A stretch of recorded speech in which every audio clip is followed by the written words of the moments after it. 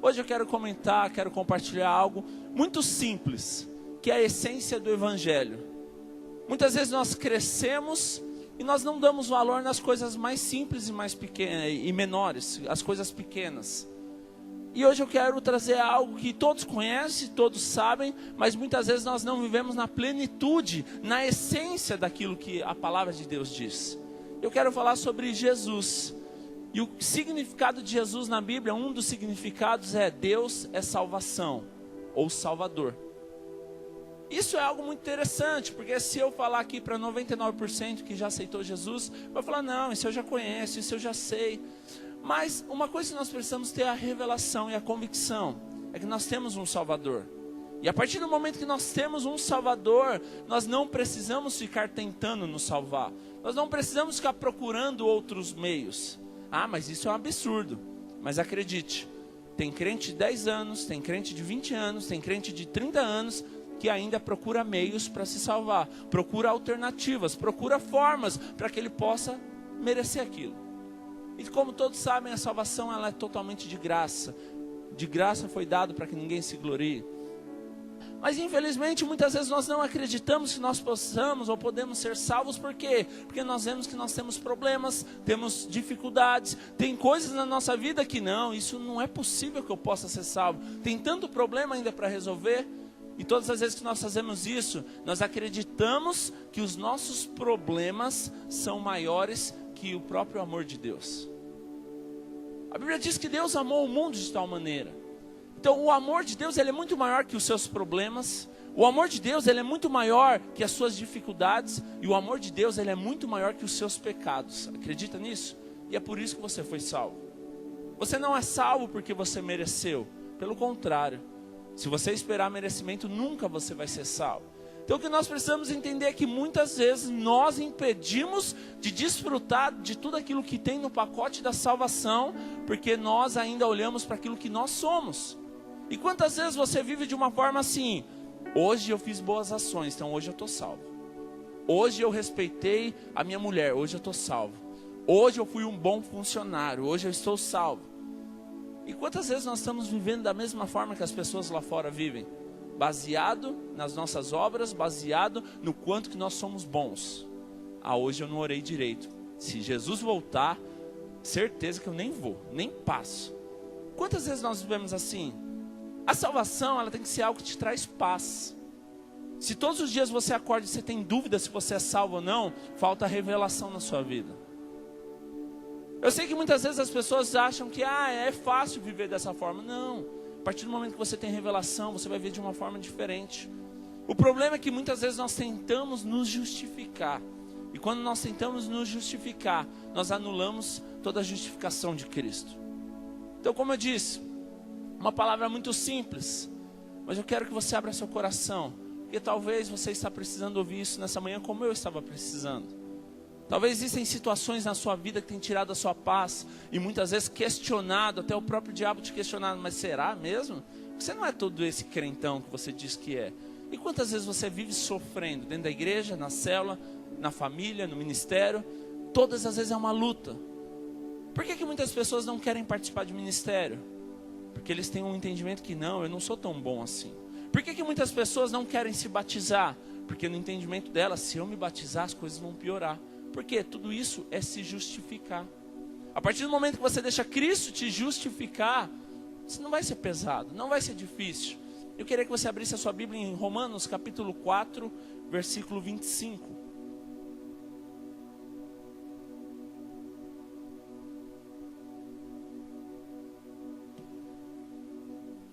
Talvez você nunca tomou uma decisão tão importante na sua vida, e hoje você vai ter essa oportunidade. Talvez você já está vindo há algum tempo, mas talvez tantas preocupações, medos, faz com que você sempre deixe para amanhã uma decisão que você precisa tomar hoje. Romanos 4:25, quem achou diga amém. Ele foi entregue à morte por nossos pecados e ressuscitado para nossa justificação. Ele foi entregue à morte por nossos pecados e ressuscitado para nossa justificação. Duas coisas importantes aqui. Ele não morreu porque você era tão bom assim, mas ele morreu porque você era pecador assim como eu. E a Bíblia diz que Ele ressuscitou não para nos acusar, nos condenar. Quem faz isso é o diabo. Ele ressuscitou para nos justificar. E é por isso que nós estamos aqui. Não existe uma pessoa que não precise da salvação do Senhor. O problema é que muitas vezes nós achamos que nós devemos merecer para ser salvo. Quer um exemplo? Imagina alguém no mar, numa praia, se afogando. O salva-vida, para salvar ele precisa merecer? Não, pelo contrário, não merece, porque ele aprontou, ele está lá de teimoso. Então, primeira coisa, o salva-vida salva ele não é porque ele merece. O salva-vida salva ele porque ele está necessitado e precisando de uma salvação. Segunda coisa, quando um salva-vida vê que alguém está se afogando, ele chega com um barco e chega, toma o manual para você aprender a nadar. Aprende a nadar e sai daí. É isso que o salva-vida faz? Não. O salva-vida salva ele. Uma outra coisa que nós precisamos comparar com o Evangelho. Sabe por que muitas vezes nós não aceitamos a salvação de Cristo? Eu preciso me capacitar, eu preciso estudar, eu preciso mudar de vida. Aí eu vou e vou ser salvo. O salva-vida, ele não espera aquele homem aprender a nadar para ele sair por conta própria. O salva-vida vai lá e salva ele. E uma coisa muito mais importante. Todas as vezes que alguém que está se afogando tenta ajudar o salva-vida, o que ele faz? Ele atrapalha. Porque ele vai bater a mão, ele vai machucar o salva-vida e os dois vão se afogar. Então o que nós precisamos entender? Assim como esse homem que está se afogando, é a nossa vida espiritual. Eu não mereço, mas o Senhor me salva. Eu não sei, mas o Senhor faz por mim. Eu não consigo, mesmo se eu tentar, eu estrago tudo, mas é Jesus que faz. Então o que nós precisamos entender? Alguém que está se afogando, ele não é salvo por merecimento, ele não é salvo por capacitação. Primeiro que ele está se afogando é porque ele não sabe nadar. O que isso nos ensina, meus irmãos? Quantas vezes nós queremos vir com sermões não, agora é o seguinte, os 10 mandamentos, a lei, o Torá, isso, aquilo, tal, e você quer que a pessoa decore a Bíblia. Quando você decorar a Bíblia, vem aqui que eu vou te batizar. Quantos sermões nós ouvimos já?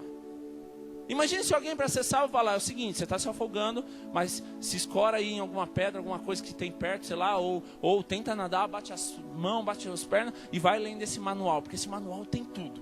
Pode acreditar, você lê esse manual, você vai aprender a nadar na hora. Quantas vezes nós queremos trazer coisas que são apenas, não dá para explicar, mas nós queremos fazer explicações, queremos ensinar.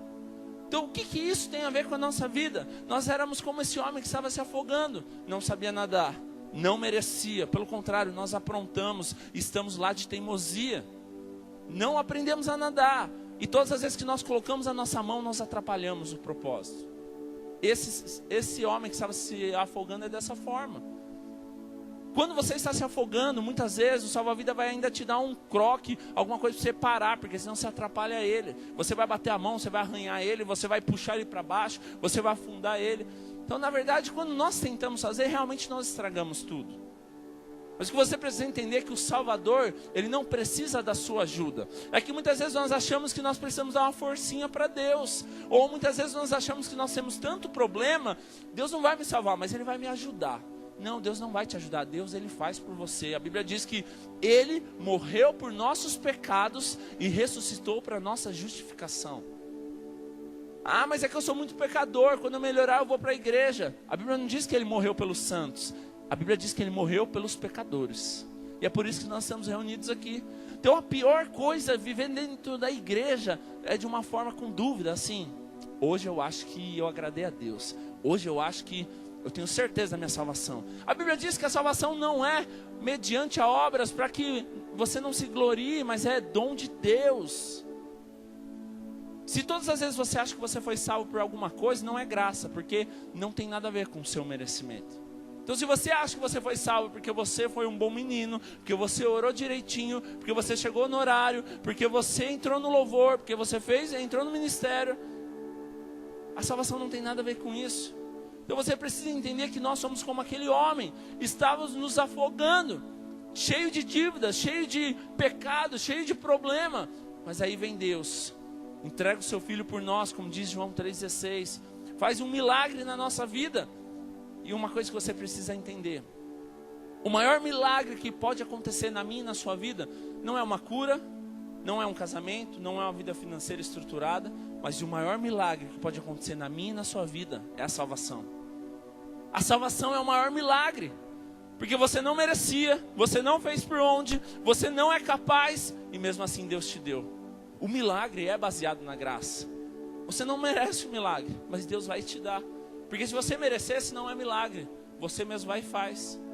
Então nós precisamos entender que Deus, a Bíblia diz, o significado da tradução de Jesus é: Deus é salvação. Nós temos um Deus que nos salva.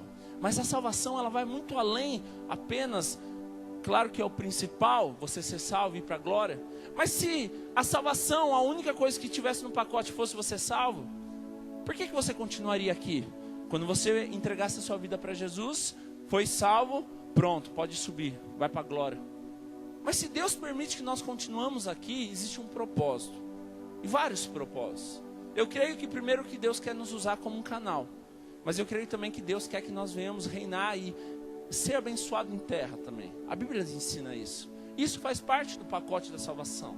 Mas quantas vezes, por causa da nossa dívida, do nosso pecado, muitas vezes nós não desfrutamos daquilo que Deus tem. Pensa na sua vida. Algumas áreas que muitas vezes traz condenação e acusação para você. Pensa na sua vida, algumas áreas que muitas vezes te afasta de Deus, porque você na sua consciência, você fala: eu também não mereço tanto assim. Você não merece tanto assim? Não, você não merece nada, só para te deixar claro. Todas as vezes que você fala: eu não mereço tanto assim, lembre-se, você não merece nada. Isso é a base. Mas o que a Bíblia diz? Em Levítico 25, não vamos ler para ganhar tempo. A Bíblia fala sobre o ano do jubileu. Levítico 25. E no versículo 25, ele fala do 50º ano que se você tivesse uma dívida e você não fosse capaz de pagar, então viria um parente próximo e ele poderia pagar essa dívida por você. Então a Bíblia fala que, nós vamos pregar isso há alguns dias, mas sobre o 7º ano é o ano do descanso. O 7º dia é o dia do descanso. Na numerologia bíblica tem um significado de descansar, desfrutar. E o 7º ano de cada ciclo, ele é um momento de descanso, do perdão. E o ano do jubileu, 7 ciclos de 7 anos, depois o próximo ano, 50 anos, ele é o ano do perdão também. E a Bíblia diz que você seria perdoado, você seria restituído. E a Bíblia diz que no ano do jubileu é ano de restituição, ano de salvação, ano do perdão. Mas o que eu quero frisar nessa manhã? A Bíblia diz que se você tivesse dívidas, a Bíblia, como que funcionava naquela época? Não tinha o dinheiro. Mas se você devia, você pagava com gados, com bens, com terras.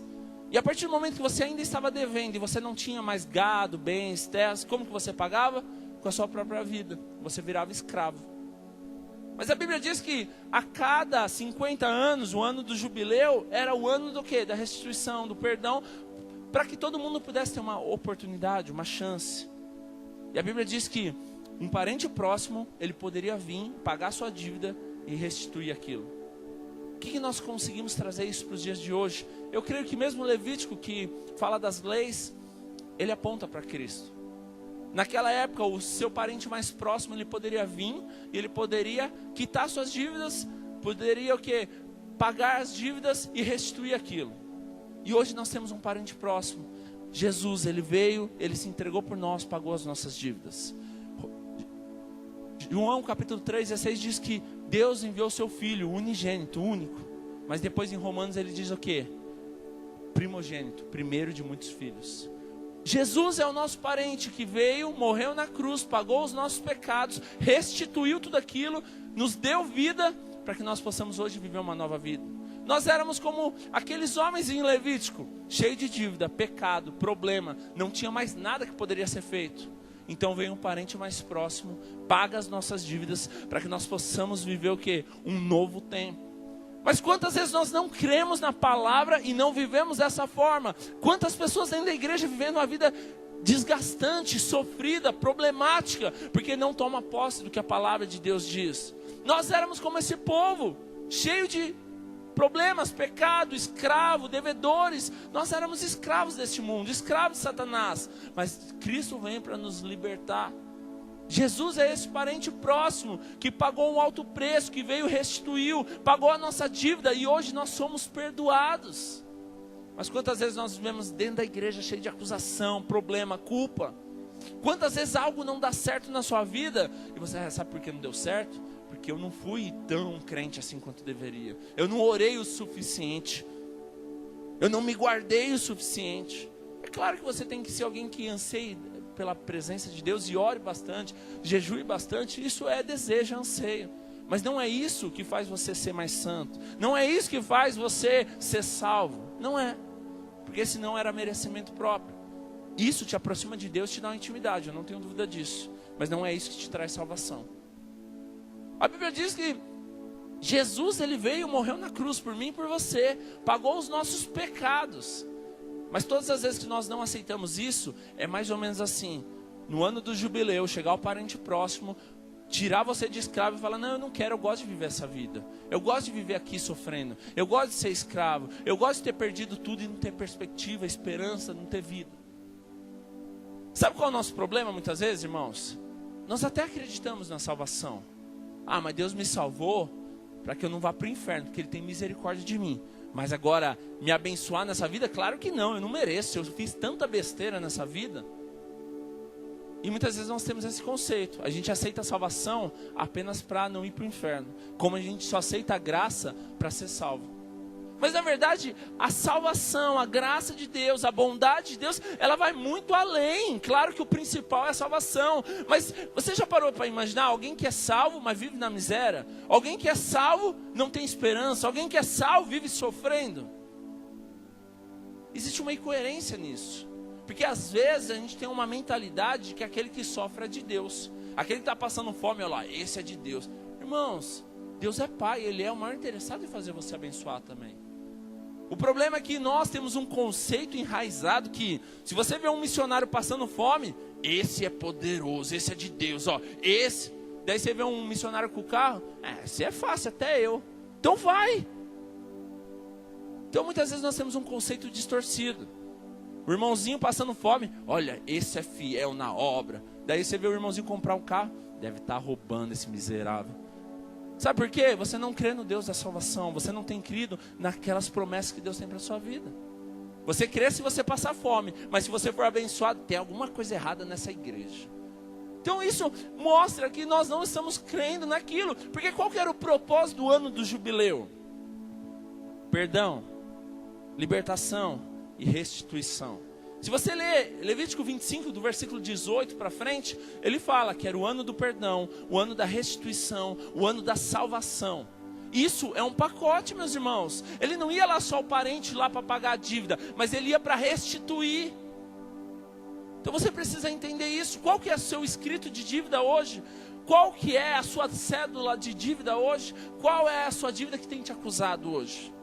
Abra sua Bíblia em Colossenses capítulo 2, versículo 14. Colossenses 2, 14.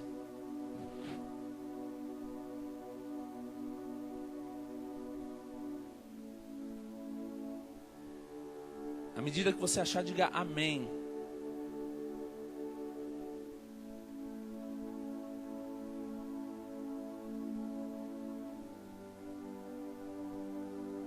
Colossenses 2,14. E havendo riscado o escrito de dívida que havia contra nós nas suas ordenanças, o qual nos era contrário, removeu do meio de nós, cravando na cruz. Olha que poderoso isso, meu irmão. Preste atenção, eu vou ler de novo. E havendo riscado o escrito de dívida que havia contra nós nas suas ordenanças, o qual nos era contrário, removeu do meio de nós, cravando na cruz. Sabe o que é isso em prática? Para nós entendermos que existem algumas coisas na Bíblia que é dos tempos antigos. Mas no século I, irmãos, quando um criminoso ele era preso e tinha os seus crimes registrados, ele era registrado, sabe aonde? Num papiro. Sabe o que é um papiro? Aquele papel enrolado, sabe? E aquilo era chamado de cédula de dívida, ou escrito de dívida. E o que acontecia? Ele ia ser julgado. E quando ele era diante de lá do juiz, a conta era paga. Ele era o quê? Ele cumpria a pena, chegava na pena completa. O que o juiz pegava? O juiz pegava aquele papiro que estava escrito lá condenado, ele riscava a cédula e ele escrevia tetelestai. O que é tetelestai? está consumado, está acabado, está completo, cumpriu aquilo que era para ser feito. Então quando você lê aqui Colossenses 2,14, ele diz o quê? Que havia arriscado o escrito de dívida. O que é arriscado o escrito de dívida? Que existia uma dívida sobre mim e sobre você. Culpado, condenado, pecador, mentiroso, ladrão. Mas daí está arriscado esse escrito de dívida porque ele removeu tudo isso, sabe onde? Na cruz. A cruz foi onde Jesus chegou lá e disse, está consumado. Lá Jesus disse, está consumado, está pago. João 19:30, ele chega e diz que está consumado e ele entrega o Espírito. O que é isso? Ele está dizendo, não tem mais nada que possa ser feito, já foi feito o que era necessário. Mas sabe qual é o nosso problema? Nós insistimos em não valorizar aquilo que foi feito na cruz e nós queremos ainda crucificar. Não, eu tenho que crucificar, eu tenho que pegar. Irmãos, eu creio sim que existem coisas que você vai ter que abrir mão, coisas que você vai ter que mudar na sua vida, eu não tenho dúvida disso. Mas o problema nosso é quando nós anulamos a cruz de Cristo e nós queremos pagar aquilo que nós fazemos. Você já viu pessoas assim? Você já viu aquelas pessoas que acreditam em reencarnação? Qual que é a mentalidade delas?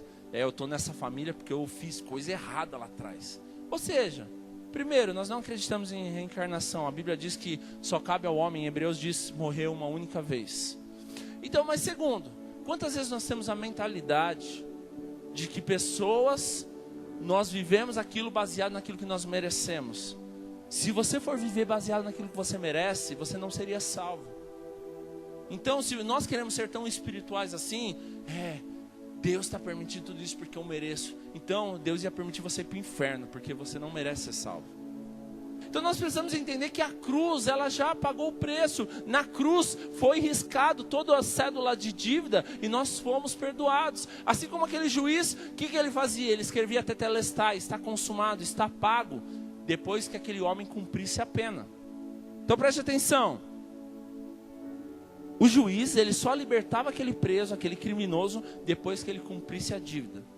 Então ele cumpriu 10 anos, 15 anos, mas a partir do momento que ele tinha aquela cédula de pecado, aquela cédula de acusação, aquela cédula de dívida riscada, ele poderia sair daquele presídio e viver uma vida em paz. Ninguém mais iria acusar, ele não seria mais preso, porque a cédula foi riscada. Toda a cédula de dívida foi riscada. O que aconteceu comigo e com você, trazendo para a prática? Um dia, Cristo se entregou na cruz por mim e por você, pelos nossos pecados, como diz lá na Bíblia que nós lemos em Romanos. Ele ressuscitou para a nossa justificação, ou seja, toda a cédula de pecado, toda a cédula de dívida foi riscada e hoje não há mais acusação. Mas o que nós fazemos? De vez nós vivermos glorificando a Deus, vivendo uma vida poderosa diante de Deus, estou perdoado, sabe o que nós fazemos?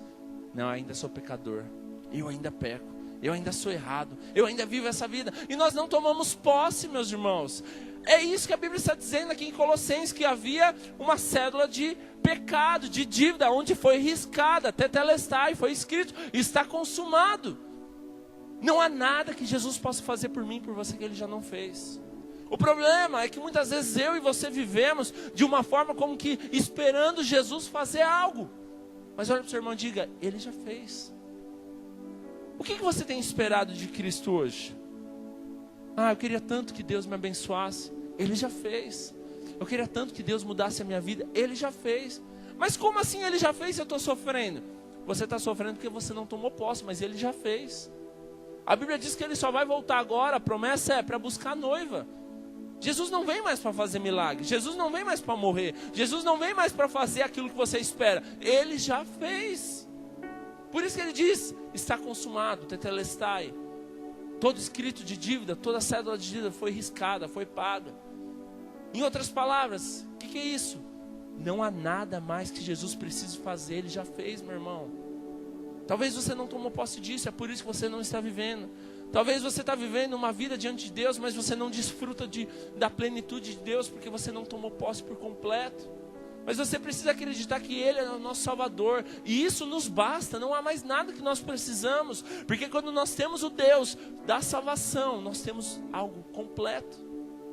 Deus não te chamou para viver uma vida plena, apenas na salvação, na glória, e viver uma miséria. Muitas vezes nós não tomamos posse, é por isso que nós vivemos de algumas formas. Deus é o maior interessado em te abençoar. Deus é o maior interessado que você viva uma vida cheia da glória, do poder, da manifestação dele. Mas por que muitas vezes nós não vivemos? Porque nós não tomamos posse. Pare para pensar agora, meu irmão. Quantas coisas na sua vida talvez não tenham fluído? Quantas coisas na sua vida talvez não tenham rompido, prosperado? E prosperar, não estou dizendo de você ser rico. Prosperar, estou dizendo de você viver uma vida boa diante de Deus. Abre parênteses. Eu já vi muita gente com um salário mínimo ser mais próspero do que alguém que ganha 10 mil reais. Então eu não estou falando de você ser milionário. Eu não estou falando de você ser rico. E eu creio que Deus pode fazer isso com você sim.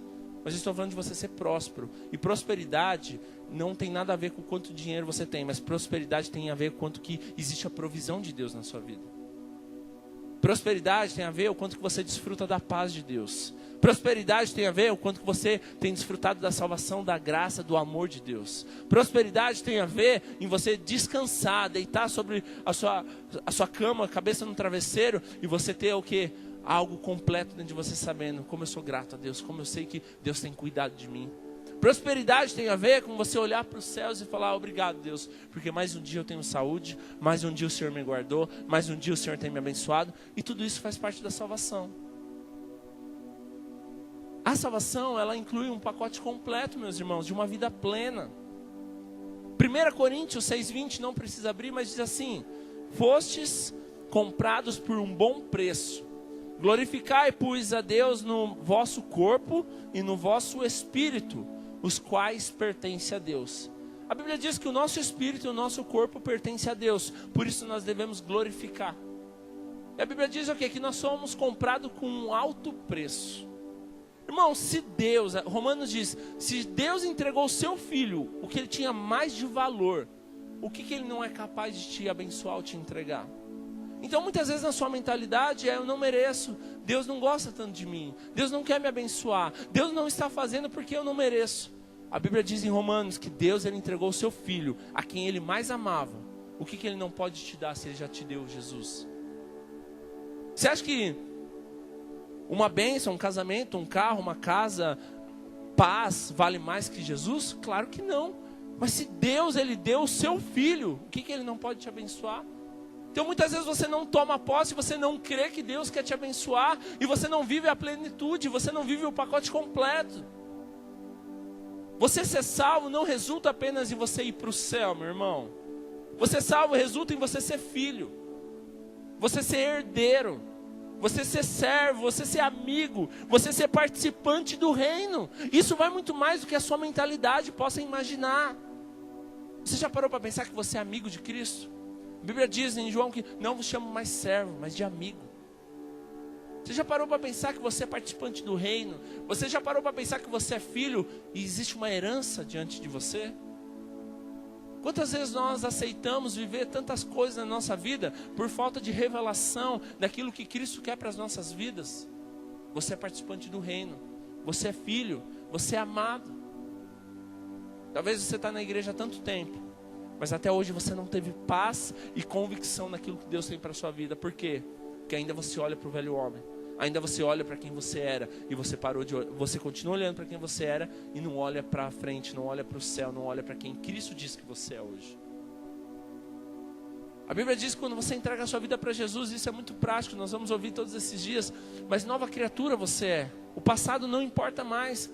E por que muitas vezes nós insistimos em viver aquilo que o nosso passado diz quem nós éramos?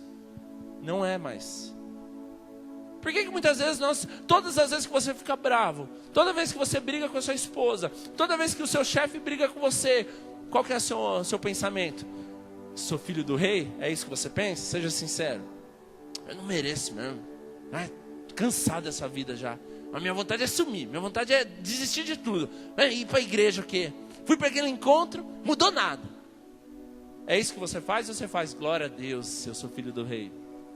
Quantas vezes você pensa em desistir por causa das dificuldades? Quantas vezes você olha para o velho homem baseado no que os outros fazem para você? Esse é o nosso problema. Nós não desfrutamos muitas vezes da plenitude da salvação, não é por causa do que Deus quer para nós, mas por causa do que as pessoas fazem, e nós olhamos para as pessoas e paramos de olhar para Deus. Então pare para pensar, preste atenção nisso, meus irmãos. Muitas vezes nós não estamos vivendo uma vida plena, não estamos desfrutando, estamos vindo para a igreja, mas está pesado, difícil, cansativo, porque você não tem revelação daquilo que Cristo tem para você. A Bíblia diz que 2018 anos atrás, Ele já morreu na cruz e ressuscitou ao terceiro dia. Tetelestai, está consumado, não há mais nada que possa ser feito, já foi feito. A partir de hoje toma uma decisão na sua vida, meu irmão. Todas as vezes que você pensar em desistir, todas as vezes que você pensar em retroceder, todas as vezes que você pensar em olhar para trás, mude o seu conceito, a sua decisão, a sua resposta. Muitas vezes até hoje a nossa resposta, a nossa oração era: Deus, faz alguma coisa. Mas a partir de hoje começa a olhar e fala: Deus, obrigado, porque o Senhor já fez, e é por isso que eu estou aqui, é por isso que eu fui salvo, é por isso que eu fui liberto, é por isso que eu fui curado. Você nunca vai ver Jesus orando, repetindo, falando: ai Deus, por favor, cura, Deus. Você nunca vai ver Jesus na Bíblia: Deus, por favor, só mais dessa vez. Você nunca vê Jesus fazer isso. O que você vê Jesus fazendo é sempre agradecendo. Mesmo diante de problemas, o que Jesus fazia? Deus, te dou graças. E à medida que Ele dava graça, o milagre era multiplicado, acontecia milagres, Lázaro era ressuscitado. O nosso problema é que de vez nós darmos graça por aquilo que Jesus já fez na cruz, está consumado, nós ficamos reclamando: ah Jesus, mas poderia ter feito mais, né? Ah Jesus, mas faltou isso. A Bíblia diz que Deus, Ele fez o que era necessário, meu irmão. Não há mais nada. O problema é que você não desfruta de muitas coisas de Deus na sua vida, não é porque Deus não quer, mas é porque você não tomou posse do que Deus já fez e Ele quer. O nosso problema é, muitas vezes nós até cremos que Deus pode, mas nós não cremos que Deus quer. Então você precisa mudar isso na sua vida. Você acha que Deus pode? Isso ninguém tem dúvida. Se você perguntar lá fora: você crê que Deus é poderoso, Ele pode fazer um milagre? Todo mundo crê que Ele pode. Mas por que muitas vezes as pessoas não crêem que Ele quer? Porque está cheio de problema, está olhando para o passado, está olhando para a acusação. Isso eu já disse aqui uma vez. Mas aquele homem, quando desce o paralítico com os 4 amigos sobre a casa onde Jesus vai curar, Jesus em nenhum momento disse: você está curado. Mas o que Ele disse para aquele homem? Você está perdoado. Muitas vezes o que você precisa ter convicção aqui hoje é que a salvação inclui algo na sua vida, que você está perdoado. Não há mais acusação, não há mais mentira, porque você foi perdoado. Muitas vezes você não tem desfrutado do amor, da graça de Deus, porque ainda você se condena todos os dias. Você não vive a plenitude da salvação. Então por que Jesus, para aquele homem, de vez chegar e falar para ele: você está curado, Ele disse: você está perdoado? Porque aquele homem estava cheio de acusação, como muitas vezes eu e você. E se Jesus fala: você está curado, talvez ele não teria fé. Sabe por quê? Ia se encher de argumento. Não Deus, não Jesus, mas o Senhor não conhece a minha vida. Sabe por que eu estou nessa cama? Você sabe o que eu fiz lá atrás? E quantas vezes Deus já te deu a resposta: tetelestai, está consumado. Mas você vem cheio de justificativa e respostas para Deus. Não Deus, sabe por que eu não aceitei? É porque Deus, eu não estou preparado. Não Deus, sabe por que eu não vou no encontro dessa vez? Porque ainda eu preciso acertar algumas coisas. Irmão, não é você que vai acertar, é Deus. Você só precisa tomar uma decisão. Você só precisa crer. Você só precisa aceitar. Nós estamos debaixo do favor, da graça de Deus, da bondade de Deus. Isso não quer dizer que vão vir problemas, que não vão vir problemas. Vão vir. Mas o que quer dizer é que você está guardado em Deus. Mesmo diante de problemas, você não será abalado. Aqueles que confiam no Senhor são como um monte de Sião, que não se abalam, mas permanecem para sempre. O que tem te abalado hoje, meu irmão? Os seus problemas não são maior que a salvação.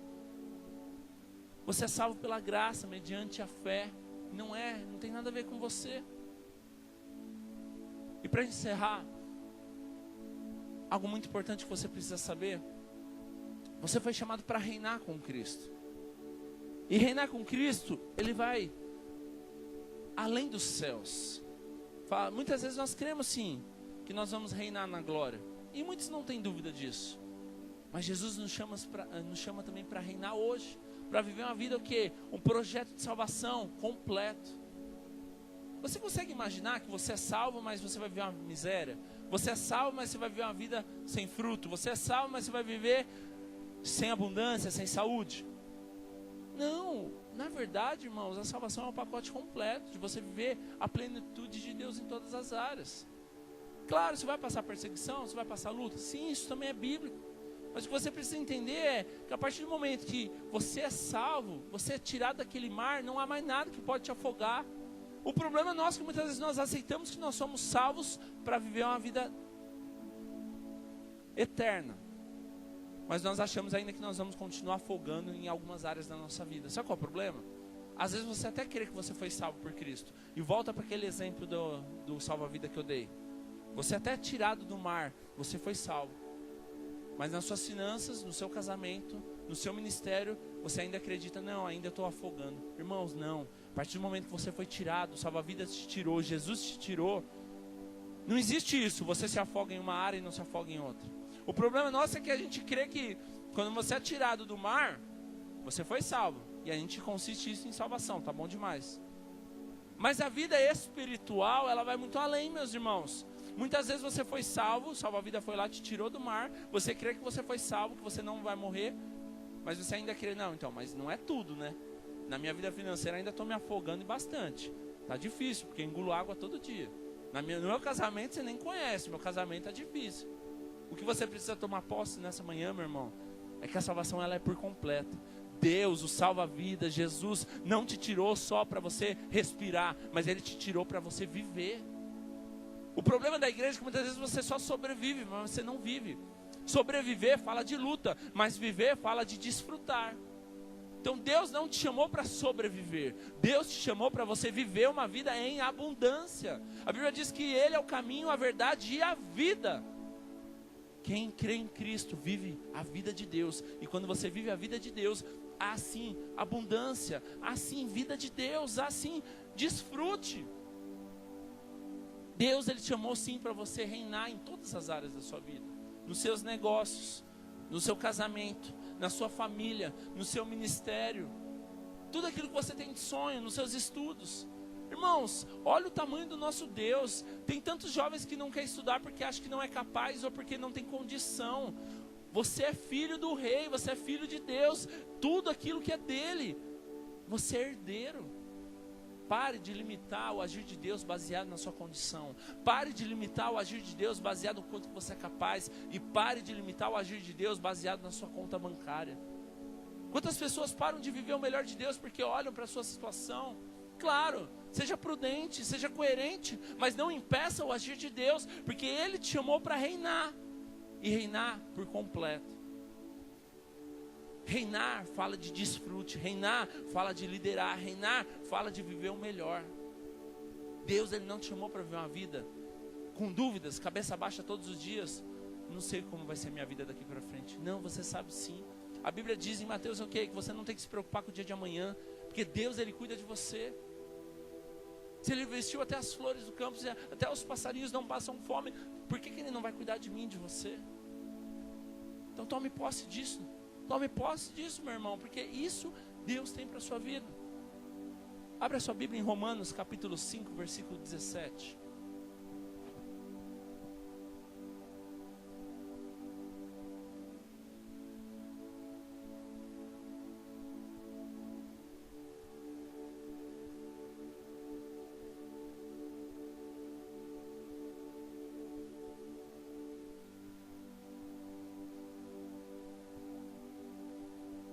Romanos 5,17.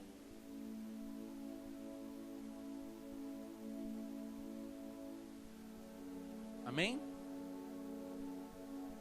Se pela transgressão de um só a morte reinou por meio dele, muito mais aqueles que recebem de Deus a imensa provisão da graça e a dádiva da justiça reinarão em vida por meio de um único homem, Jesus Cristo.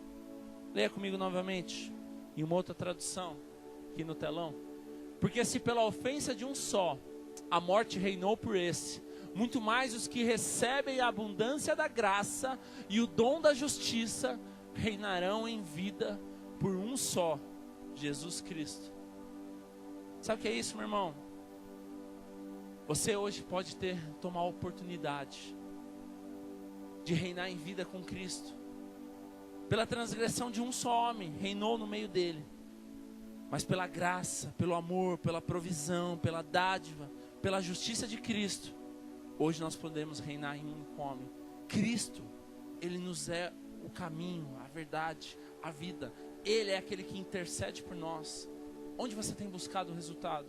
Onde você tem buscado resposta? Onde você tem buscado provisão? Onde você tem buscado refúgio, conforto, descanso?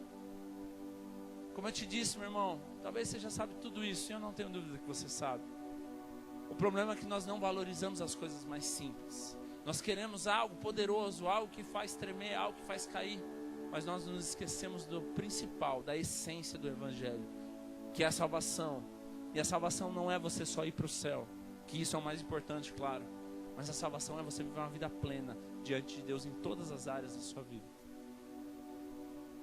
Talvez você entrou aqui nessa manhã cheio de problema, e talvez você se cansou, se frustrou, ou você aceitou a vida que você está vivendo. No seu casamento, na sua vida financeira, nos seus sonhos, ou talvez você nunca de fato, você entregou a sua vida por completo para Cristo. Ou ainda talvez você entregou a sua vida, mas você não entregou o seu bolso, os seus sonhos, o seu casamento. Talvez existam algumas áreas ainda que você não entregou para que Deus possa te salvar. Talvez você veio pela metade, e talvez faz 10 anos que você está vivendo assim. Porque se você tem dúvida de quem você é em Cristo, se você tem dúvida da sua salvação, se você tem dúvida de você estar reinando ou não com Cristo, é porque existem algumas áreas que você não entregou para Deus ainda. Porque existem algumas áreas ainda que você não foi salvo. Talvez você foi salvo, um dia você veio, aceitou Jesus, mas você só aceitou o quê? Que você tinha medo de ir para o inferno. Mas na verdade você não foi entregue, você não entregou de verdade a sua vida. Talvez existam algumas áreas ainda que você não foi salvo, algumas áreas ainda que impedem você de desfrutar de Deus. Eu queria que você baixasse a sua cabeça por um instante nesse momento. Não olhe para você, porque não é a intenção você trazer acusação. Mas eu queria que você pedisse para Deus agora trazer revelação na sua vida. E Deus vai começar a te mostrar algumas áreas que talvez você vai reconhecer que ainda você não entregou para Jesus. Talvez até hoje seu casamento não tenha frutificado, porque ainda ele não foi entregue para Jesus. O seu marido talvez você não entregou para Jesus. Talvez a sua vida financeira não tenha sido tão próspera, porque talvez você não entregou para Jesus. Talvez os seus sonhos não tenham acontecido, porque ainda você não entregou ele para Jesus. Eu quero te convidar nessa manhã a você deixar Deus falar contigo, trazer revelação. Se existem algumas áreas da sua vida que não rompe, algumas áreas da sua vida que estão travadas, algumas áreas que você não consegue desfrutar, é dia de você entregar diante de Jesus. Fala: Deus, eu quero entregar minha vida por completo. Existem áreas da minha vida que até hoje eu quis cuidar, eu quis governar, mas hoje eu quero que o Senhor seja o meu Salvador, mas seja o meu Senhor também. Se existem algumas áreas, Deus vai começar a te revelar nesse momento. Algumas áreas que traz acusação, algumas áreas que te traz engano, algumas áreas que traz mentira, e isso não deixa que você desfrute. Deixa Deus falar com você, meu irmão, nesse momento. Deus, Ele não é só seu Salvador para você não ir para o inferno, mas Deus é o seu Salvador também, o seu Senhor que governa, que cuida, que te faz ser um servo, que te faz ser um amigo. Quais são as áreas da sua vida que hoje não tem fluído? Quais são as áreas da sua vida hoje que não tem avançado?